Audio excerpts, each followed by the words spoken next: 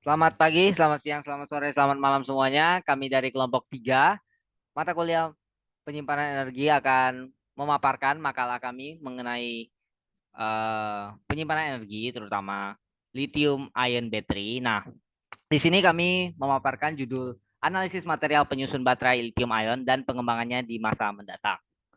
Next. Oke, berikut ada anggota-anggota dari kelompok 3 itu sendiri. Yang pertama, kita mulai dari Hanan Aldi. Silakan memperkenalkan diri. Yang pertama saya sendiri Hanan Aldi dengan NRP 542111036 dari Kimia 2021. Oke, selanjutnya ada Hengki. Silakan memperkenalkan diri.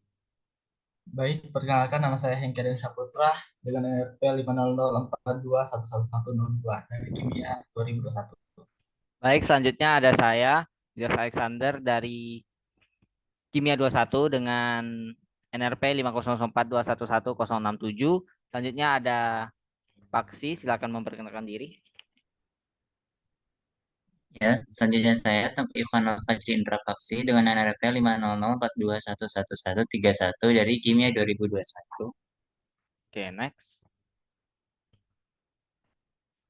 Nah, baik, di sini apa aja sih materi yang akan kami sampaikan di presentasi kali ini? Nah, yang pertama, what materials are we gonna discuss and what are the materials for? Nah, yang poin pertama ini, material apa aja sih yang akan kita diskusikan dan apa aja sih kegunaan dari material tersebut? Nah, yang kedua itu, apa itu lithium ion battery atau baterai lithium ion? Nah, yang ketiga itu apa aja sih di dalam lithium ion battery ini ada apa aja gitu.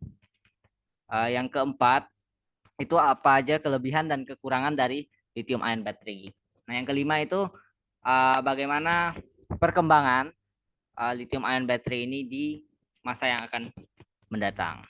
Next.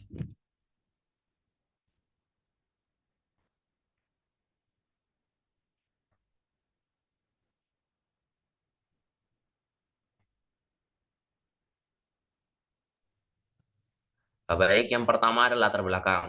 Material penyimpanan energi ini merupakan salah satu material yang sangat fundamental dalam perkembangan peradaban manusia. Contoh konkret dan umum material penyimpanan energi adalah baterai.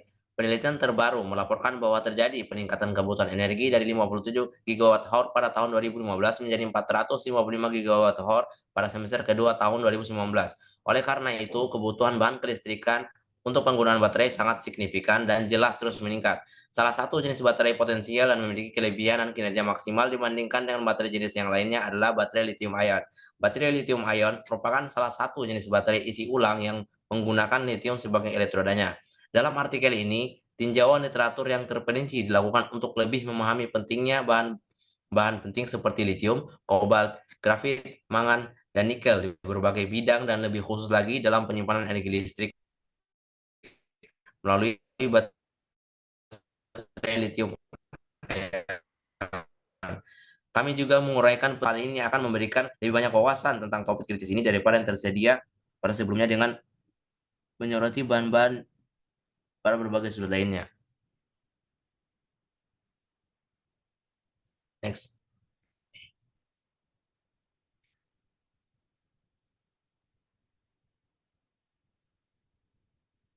Selanjutnya ada rumusan masalah. Adapun rumusan masalah yang mendasari penelitian yang topiknya kita ambil kali ini adalah yang pertama, mengapa banyak baterai sekunder itu merupakan baterai lithium. Yang kedua, bagaimana efisiensi material dari baterai lithium itu sendiri. Dan yang ketiga, bagaimana arah pengembangan baterai lithium di masa yang akan datang. Selanjutnya, tujuan penelitian.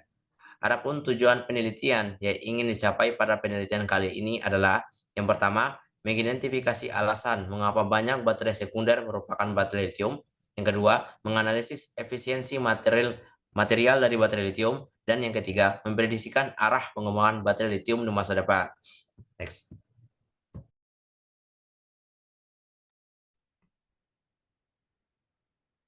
Baik, sekarang akan saya lanjutkan di bagian pembahasan. Nah, yang pertama itu lithium. Nah, apa sih lithium itu? Nah, lithium atau litos adalah unsur yang ditemukan oleh August Arfwedson dan John Jacob Berzelius pada tahun 1817. Nah, unsur dengan nomor atom 3 ini memiliki massa atom relatif sekitar 6,941 gram per mol. Nah, litium termasuk ke dalam golongan alkali dan memiliki bentuk kristal body center kubik. Nah, litium terdapat di dalam petalit ore. Yaitu petalit ore itu sendiri adalah LiAl Si2O5 dua kali yang memiliki massa molekul relatif 305,15 gram per mol. Nah, petalit ore ini memiliki komponen unsur yaitu 2,09% litium, 8,75% aluminium, 36,72% silikon, dan 52,43% oksigen. Nah, lalu komponen oksida yang ada di dalam petalit ore sendiri yaitu 4,5% Li2O, 16,54% Al2O3, dan 78,56% SiO2. Nah, petalit ore ini kemudian dapat diekstraksi dengan metode pemanganan dan sublimasi klorida untuk memperoleh litium. Oke, yang kedua penggunaan litium. Nah, litium digunakan dalam baterai, pelumas, keramik, farmasi, pengeras paduan, agen hidrogenasi, cairan transfer panas, propelan roket, pendingin reaktor nuklir, dan produksi tritium. Nah, selain itu, litium juga digunakan di bidang kesehatan, yaitu litium karbonat yang digunakan untuk mengobati gangguan depresi manik atau bipolar disorder. Nah, penggunaan litium pada masa yang akan mendatang lebih mengarah ke baterai isi ulang. Litium ini sangat baik digunakan dalam baterai isi ulang karena adanya potensi elektrokimia, elemen yang tinggi untuk pembuatan baterai litium isi ulang. Litium juga memiliki potensi reduksi standar yang sangat rendah yaitu minus 3,04 jika dihubungkan dengan standar hydrogen electrode atau SHI. Oke, kemudian ada katoda. Nah, katoda atau elektroda positif adalah oksida logam dan anoda dan katoda sendiri itu terdiri dari karbon berpori. Nah, katoda berperan sebagai sumber ion litium, menentukan kapasitas dan tegangan rata-rata baterai. Nah, pada katoda ini sendiri berlangsung reaksi sebagai berikut. Nah, LiX-1 MO2 plus XLi plus X elektron minus jadi LiMO2 dengan M adalah logam transisi yang akan digunakan di dalam baterai lithium ion. Oke, next ada anoda atau elektroda negatif. Elektroda negatif ini terbuat dari karbon atau grafit yang dilapisi pada pengumpul arus tembaga, pemisah, dan elektrolit yang terbuat dari garam litium dalam pelarut organik. Nah, anoda ini menyimpan dan melepaskan ion litium dari katoda, kemudian memungkinkan aliran arus melalui sirkuit eksternal. Nah, pada anoda berlangsung reaksi sebagai berikut. LiXC menjadi C plus X Li plus X elektron minus. Oke, selanjutnya ada mekanisme reaksi. Nah, di sini ada reaksi secara keseluruhannya dapat ditulis sebagai berikut. LiX-1 COO2 plus LiX-C menjadi C plus LiCOO2 dengan catatan bahwa logam transisi yang digunakan adalah CO. Nah, saat pengisian baterai lithium ion litium akan bergerak dari katoda menuju anoda. Namun saat baterai lithium ion tidak dalam keadaan pengisian, ion litium akan bergerak sebaliknya dari anoda menuju katoda. Nah, kita dapat mengetahui nol cell teoritis yaitu dengan menggunakan persamaan sebagai berikut, yaitu E cell sama dengan minus delta Gibbs per NF. Atau E0 cell sama dengan minus delta Gibbs 0 per NF. Nah, kemudian kemampuan baterai lithium ion ini dapat ditentukan dengan beberapa parameter seperti energi spesifik, energi volumetrik, kapasitas spesifik, kapasitas atau kemampuan bersepeda atau cyclability, lalu keamanan, toleransi penyalahgunaan, dan tingkat pemakaian atau pengisian. Next. Oke, untuk kelebihan baterai lithium ion itu sendiri, yang pertama, jenis baterainya yang ringan, yang kedua memiliki kepadatan lebih tinggi daripada baterai isi ulang lainnya, yang ketiga tingkat pengurangan baterai saat tidak dalam keadaan charging lebih rendah, yang keempat memiliki jumlah siklus pengisian dan pengosongan yang lebih besar, Yang kelima, baterainya tidak perlu dikosongkan seluruhnya karena tidak adanya efek memori. Yang keenam, bekerja pada tegangan yang lebih tinggi daripada baterai isi ulang lainnya. Nah, adapun kekurangan baterai lithium ion itu sendiri, yang pertama, melibatkan resiko meledak. Yang kedua, itu mahal jika dibandingkan dengan baterai lainnya. Yang ketiga, pengosongan keseluruhan isi baterai akan merusak baterai. Yang keempat, sangat sensitif terhadap suhu tinggi, yang artinya mendegradasi dengan sangat cepat jika terkena panas. Yang kelima, umur baterai yang sangat singkat, 2-3 tahun setelah pembuatan dalam keadaan tidak digunakan. Nah, yang keenam, tidak tersedia dalam ukuran standar, pada umumnya AA, C, dan D seperti baterai lainnya.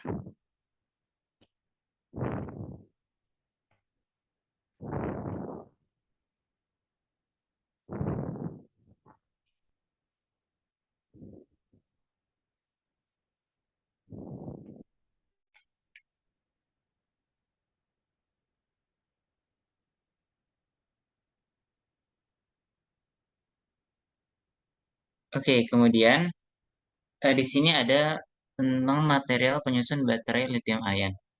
Nah, di sini kita akan membahas 6 unsur kimia yang menjadi material penyusun baterai lithium ion. Yang pertama itu dari unsur lithium sendiri. Logam ini merupakan logam yang paling ringan di tabel periodik. Lalu, logam ini juga mempunyai massa jenis yang paling rendah, yaitu sebesar 0,534 gram per centimeter kubik. Lithium ini mengambang di cairan, tapi juga bereaksi dengan logam lainnya. Kemudian, logam ini juga merupakan elemen yang sangat ringan dari tabel periodik dan juga memiliki potensial elektrokimia yang sangat besar, sehingga sangat ideal untuk dijadikan sebagai material utama penyusun baterai lithium ion. Nah, kemudian unsur yang kedua ialah kobalt. Kobalt merupakan logam yang paling banyak digunakan dalam aplikasi komersial, industri, dan militer.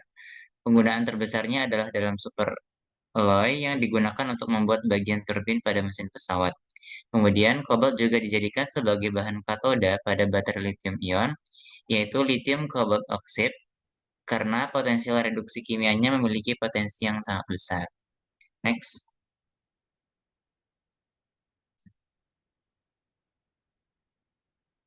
Oke, kemudian untuk material yang ketiga ialah grafit. Grafit juga sering disebut karbon, di mana grafit ini merupakan suatu mineral yang salah satu variasi bentukannya itu dari unsur karbon. Sangat penting dalam dunia industri karena memiliki banyak penggunaan mencakup beberapa teknologi yang baru dan berkembang seperti lithium-ion batteries, nuclear, wind and solar power, fuel cells, semiconductors, or even graphene.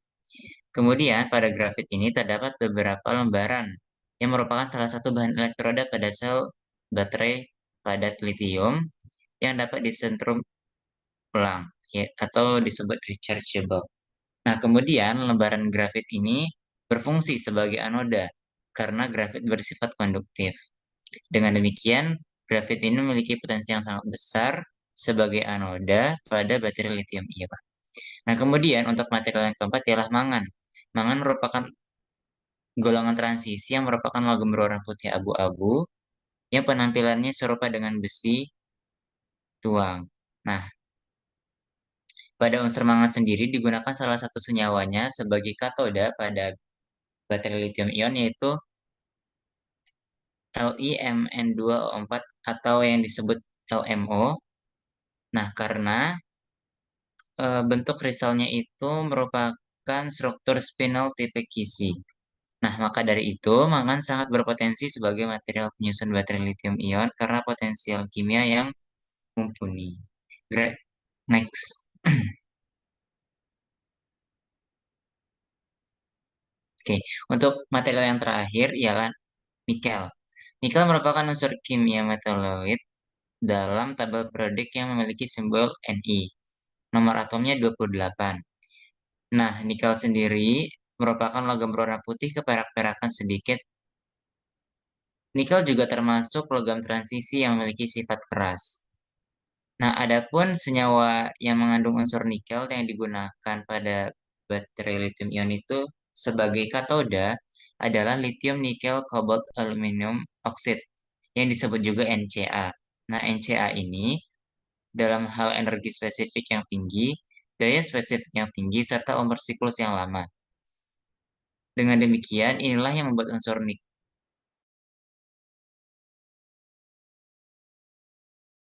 reduksi kimia yang cukup besar. Next.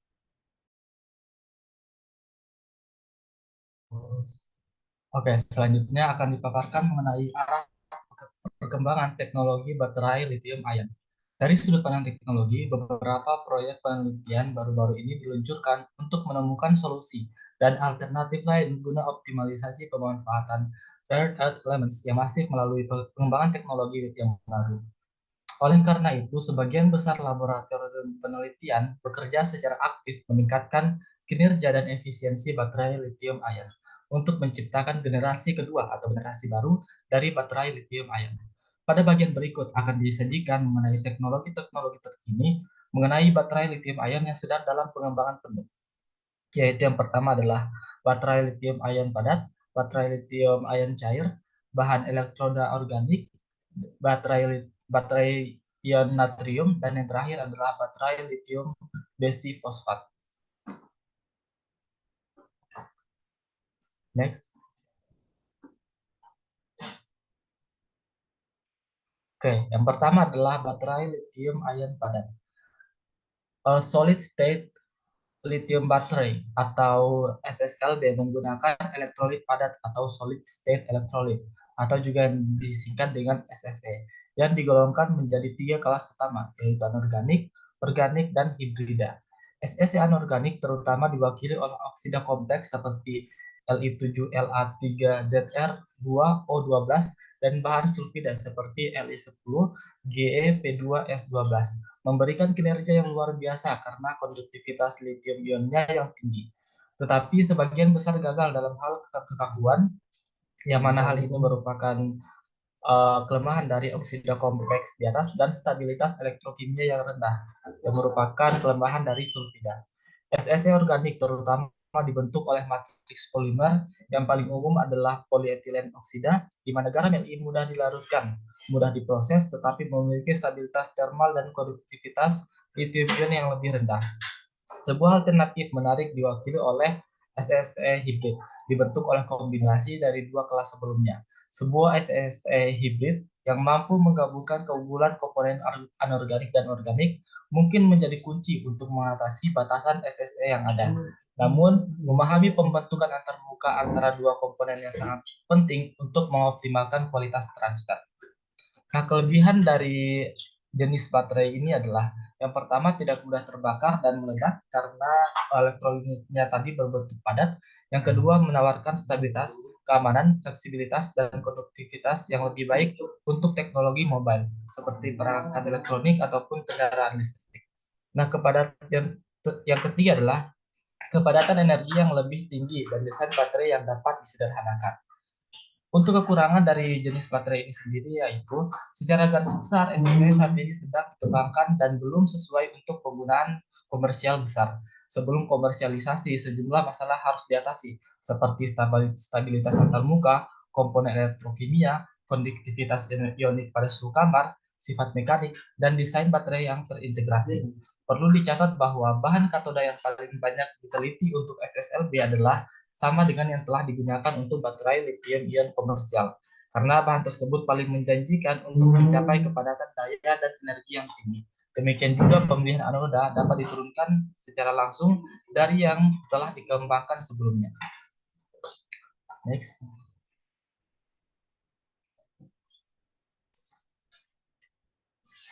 Nah, jenis pengembangan baterai yang kedua yaitu baterai lithium-ion cair.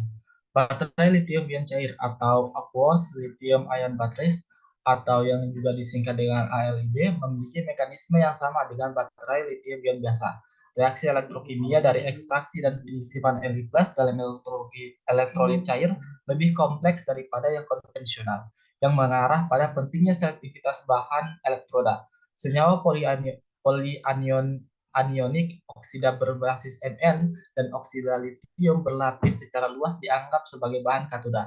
dan LiTi2PO4 3 kali, TiP2O7, dan senyawa berbasis vanadium seperti LiV3O8 digunakan sebagai bahan anoda untuk ALIB. Nah, pengaruh elektrolit mendapat banyak perhatian sebagai bagian dari upaya untuk meningkatkan kinerja elektrokimia ALIB, serta optimalisasi material anoda dan katoda. Elektrolit cair menunjukkan konduktivitas ionik yang lebih tinggi daripada elektrolit non cair dalam konsentrasi tertentu, sehingga memungkinkan untuk mencapai sistem penyimpanan daya tinggi. Cairan adalah pelarut yang menarik dibandingkan dengan pelarut non cair karena memiliki konstanta dielektrik yang tinggi, yaitu sekitar 78 pada suhu kamar, yaitu 25 derajat Celcius. Jumlah akseptor dan donor yang tinggi, yaitu masing-masing 54,8 dan 18. Dan momen dipol yang tinggi sekitar 1,8546 dBi. Kelebihan dari jenis baterai ini yaitu yang pertama, lebih aman dan ramah lingkungan dibandingkan baterai lithium-ion konvensional. Yang kedua adalah konduktivitas ionik dari elektrolit cair ALIB 2 kali lebih baik daripada elektrolit organik. Yang ketiga, menghasilkan efisiensi bolak-balik yang substansial dan kepadatan energi yang tinggi. Dan yang terakhir adalah kondisi yang mudah digunakan dan biaya pelarut elektrolit yang lebih rendah.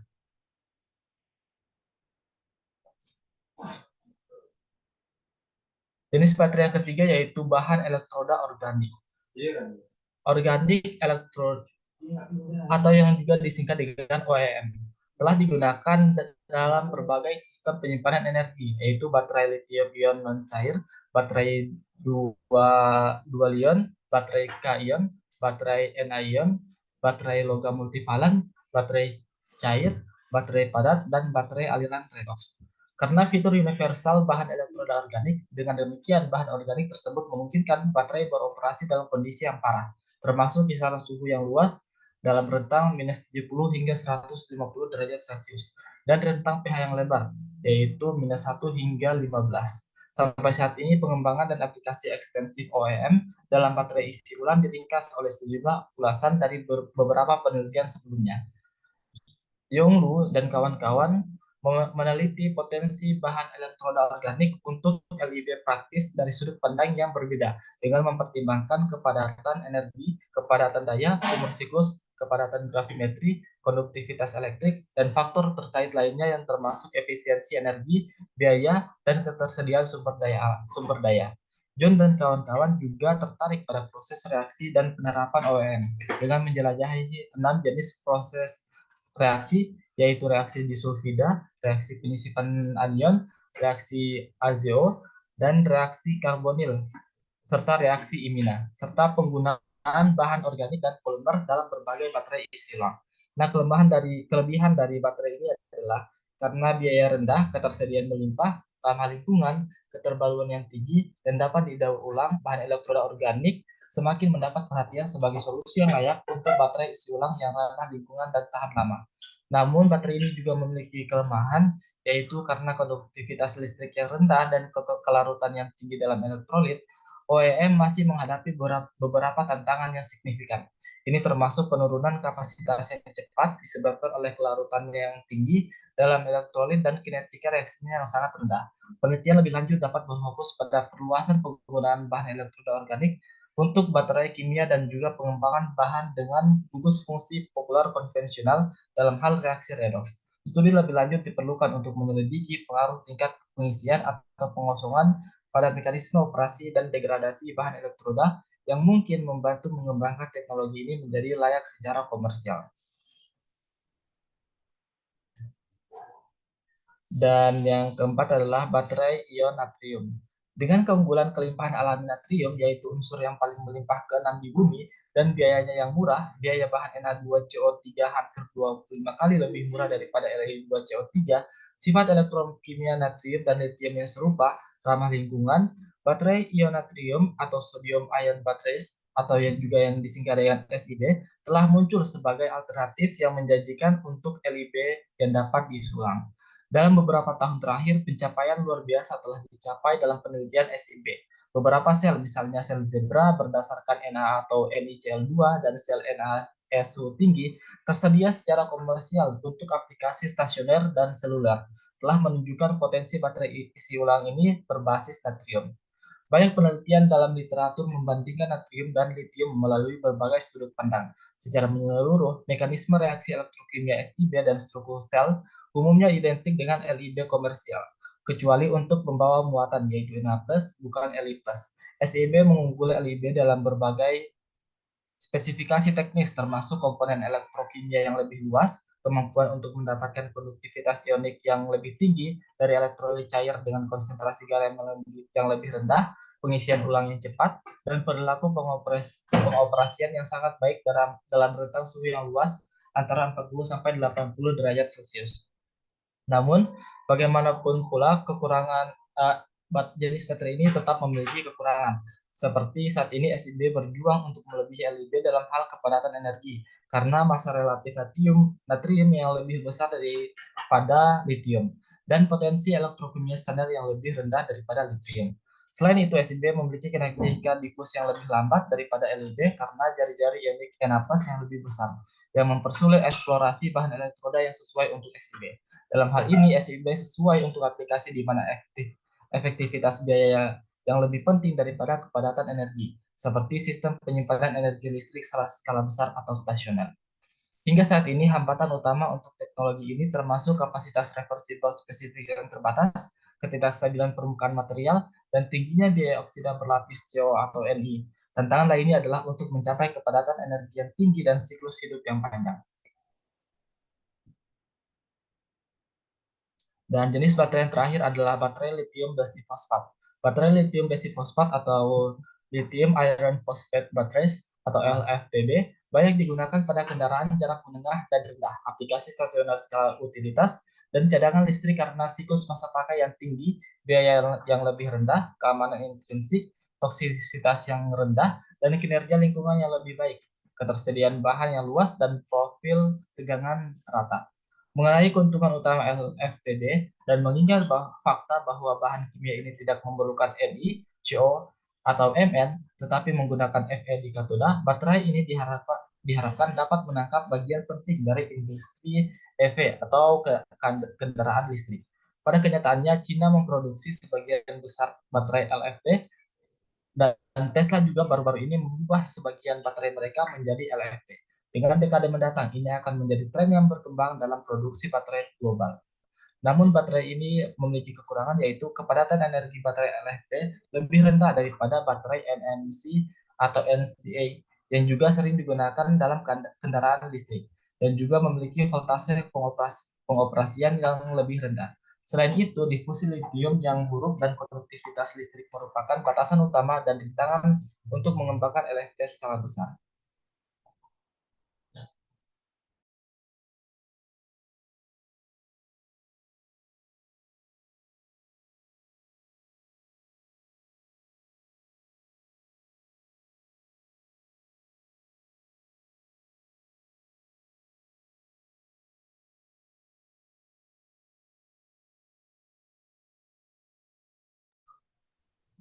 Baik, selanjutnya saya akan menerangkan mengenai kesimpulan.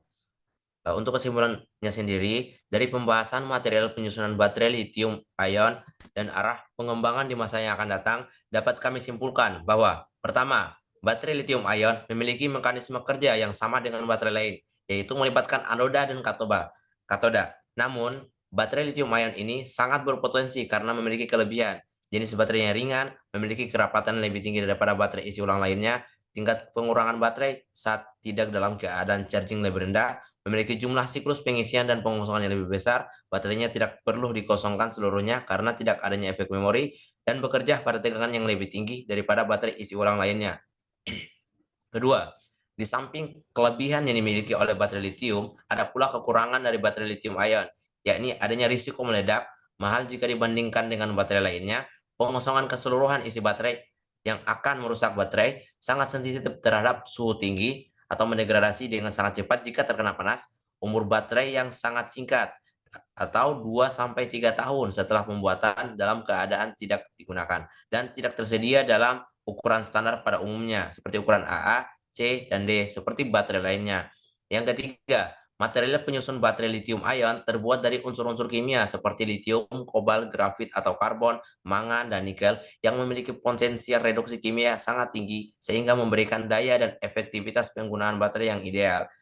Yang keempat, arah pengembangan teknologi material baterai lithium ion menuju pada peningkatan spesifikasi baterai dalam hal konduktivitas, kepadatan energi, daya spesifik, keamanan, ketersediaan yang melimpah, harga yang ekonomis, desain yang lebih sederhana, umur siklus yang lama, serta ketahanan pada kondisi suhu ekstrim. Nantinya, perkembangan teknologi ini akan diaplikasikan ke berbagai bidang seperti kendaraan listrik, baterai stasioner, serta berbagai peralatan elektronik lainnya.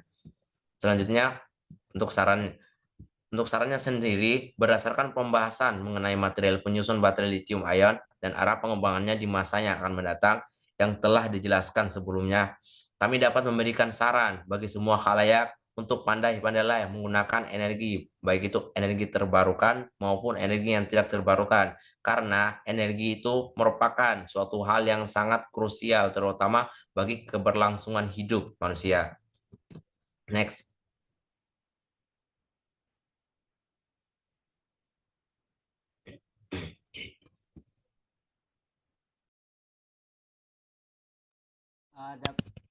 Adapun referensi yang telah kami gunakan yaitu sebagai berikut.